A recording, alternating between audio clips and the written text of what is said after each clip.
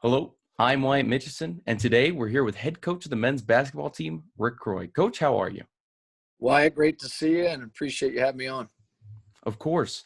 So, Coach, this offseason has to have been one of the craziest ones that you've ever been a part of. Just with the state of the world in the middle of a pandemic.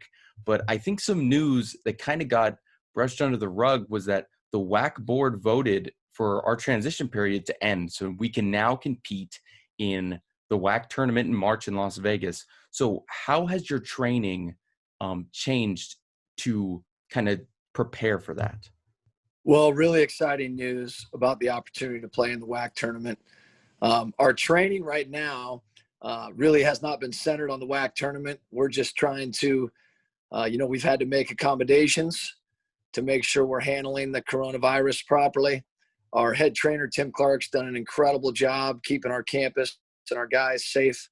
We basically created a little bubble, and our guys are hard at work and they're ready to represent. And we've learned a little bit more each week, and we're now getting close to releasing our schedule, and then it's time to compete. You said that you created your own little bubble. How did you go about that?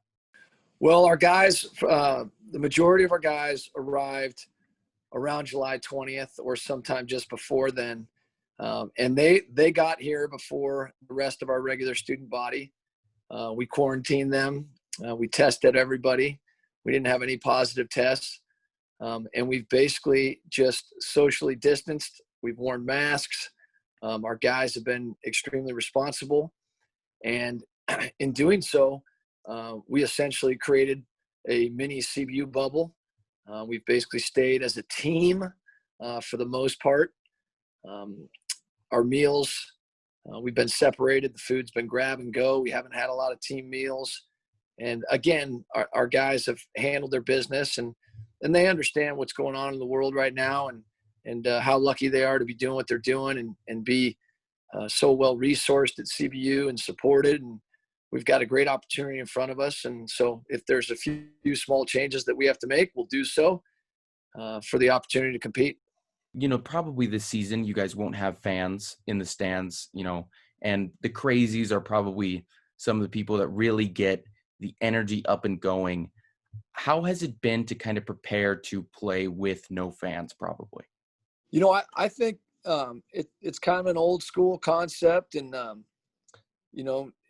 it may sound a little crazy, but I think you come back to appreciation and joy. I think you have to reflect back to, when there were so many unknowns. There still are a lot, but at one point we weren't even sure that we were going to be able to get together as a team here in the summer or the fall. So you have to reflect on back to that period of time when everything was up in the air and all anyone wanted to do was be around their teammates. Well, now here we are.